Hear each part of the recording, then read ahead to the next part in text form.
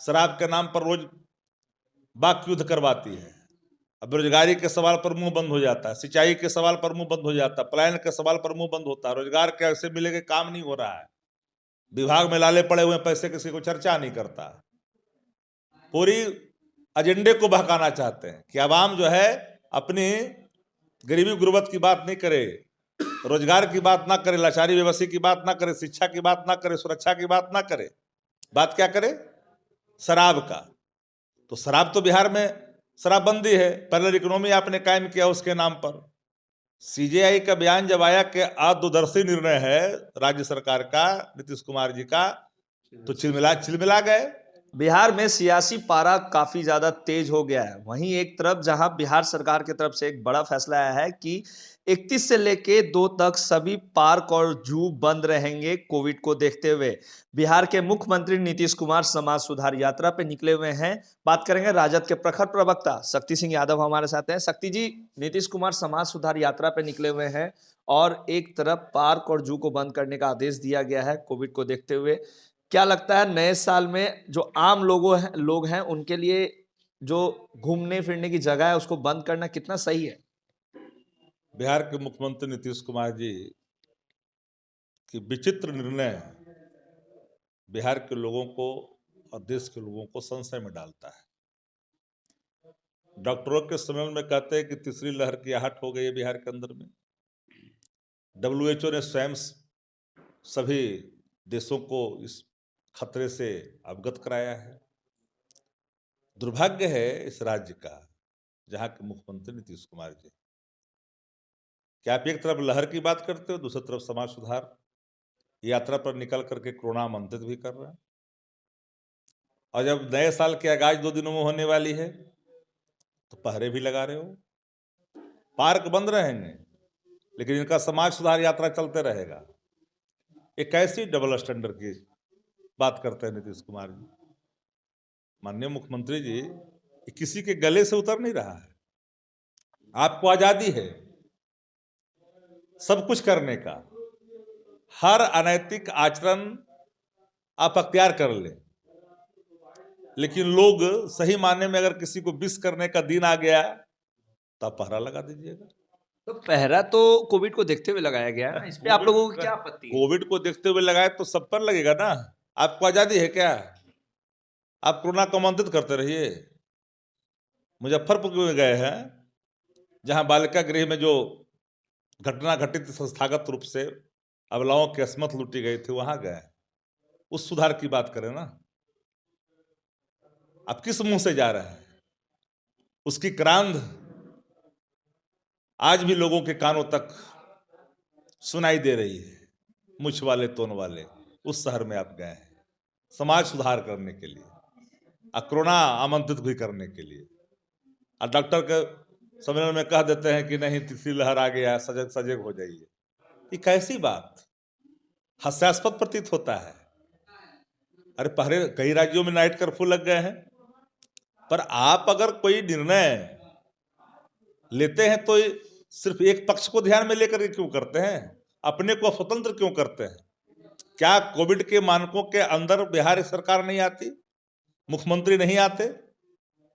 मुख्यमंत्री के लिए कोविड का मानक कुछ नहीं माने मतलब रखता, आवाम के लिए माने मतलब रखता है। और लोगों को जीविका दीदी को नहीं पकड़ेगा कोविड। उनको बुला बुला करके पूरा जो है सरकारी पैसे का पूरा दुरुपयोग करते रहिए गरीब खजाने का बिहार का। एक ऐसा निर्णय पूरी जनता दल यू, भारतीय जनता पार्टी और उनके जो ट्रबल अलायंस हैं, ये सभी अलायंस पूरी तरह से आपस में नुरा कुश्ती खेल रही है। शराब के नाम पर रोज वाक युद्ध करवाती है। अब बेरोजगारी के सवाल पर मुंह बंद हो जाता है, सिंचाई के सवाल पर मुंह बंद हो जाता है, पलायन के सवाल पर मुंह बंद होता है, रोजगार कैसे मिलेगा काम नहीं हो रहा है, विभाग में लाले पड़े हुए पैसे किसी को चर्चा नहीं करता। पूरी एजेंडे को बहकाना चाहते हैं कि आवाम जो है अपनी गरीबी गुर्बत की बात नहीं करे, रोजगार की बात ना करे, लाचारी बेबसी की बात ना करे, शिक्षा की बात ना करे, सुरक्षा की बात ना करे, बात क्या करे? शराब का।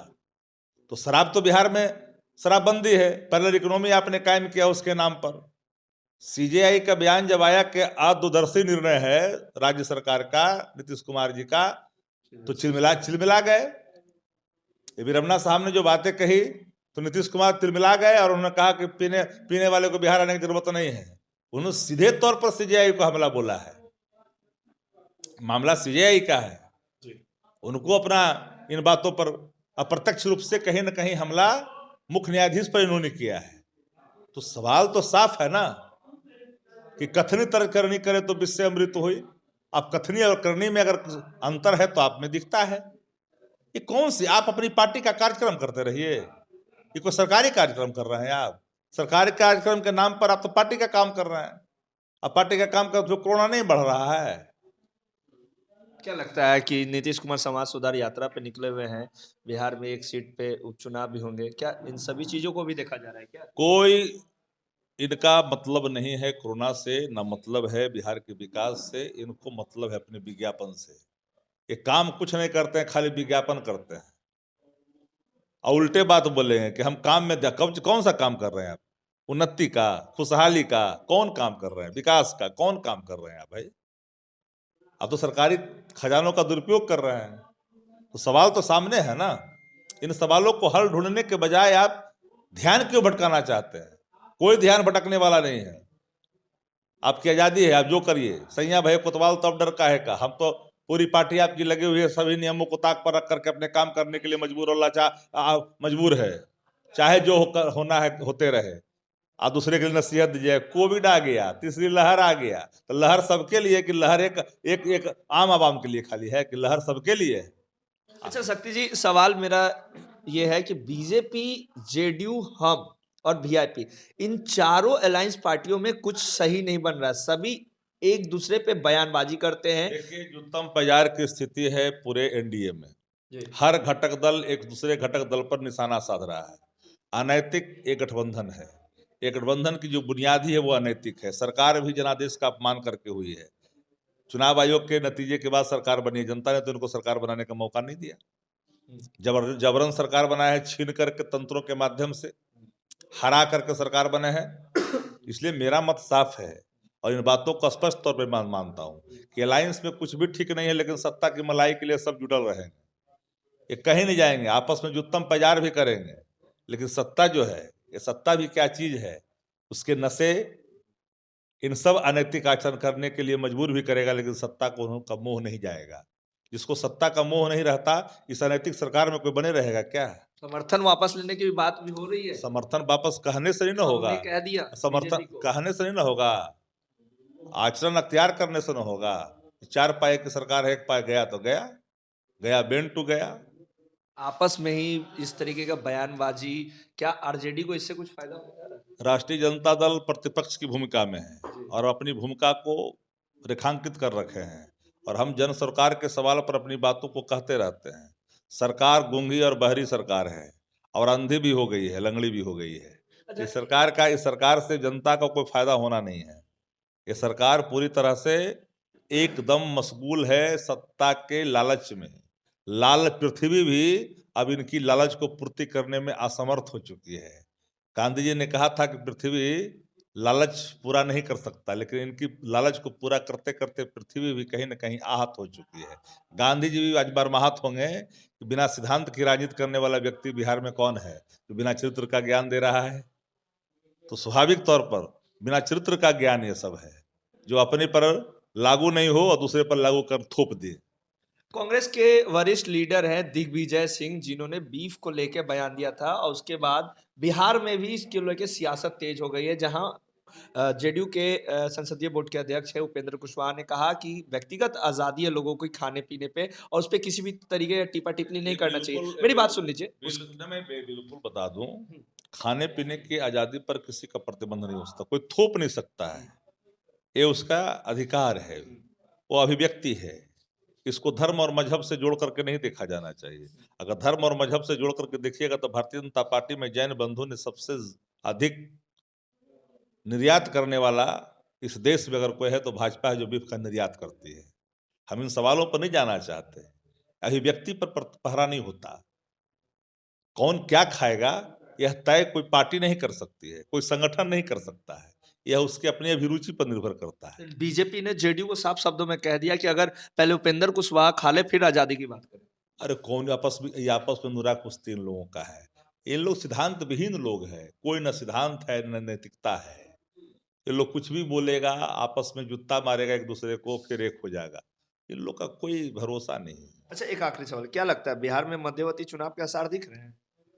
देखिए बिहार में क्या होगा नहीं होगा तो आने वाला कल पता चलेगा, लेकिन मेरा मत तो साफ है ना कि बिहार की आवाम विकास पसंद करती है और विकास चाहती है, लेकिन ये सरकार विकास विरोधी है। ये सरकार अनैतिक आचरण करने वाली है। ये सरकार लोगों पर जबरन वो कानून थोपती है जो कानून आम जन को स्वीकार नहीं है। तो निश्चित तौर पर इस सरकार से हर कोई उब चुका है। इस चेहरे आज कांटे की तरह आंखों में बिहार वासियों को चुभ रहा है, जो बिहार वासियों को कहीं न कहीं दंश देने पर मजबूर कर देती है। आपके नेता कब वापस आ रहे हैं? मेरे नेता तो आना जाना लगा रहता है, आ जाएंगे। प्रवासी बताया जाता है उनको, इसलिए पूछा। गलतफहमी के शिकार लोग हैं। जो प्रवास पर रहते हैं सबसे अधिक उनको पूछिए। हमारे नेता तो आते ही जाते रहते हैं। तो ये थे राजद के प्रवक्ता शक्ति सिंह यादव, जिन्होंने हमारे तमाम सवालों का जवाब दिया। इससे जुड़ी तमाम खबरें लाइव बिहार देते रहेगा। अभी के लिए इतना ही, नमस्कार। लाइव बिहार यूट्यूब पर सब्सक्राइब और फेसबुक पर लाइक जरूर करें।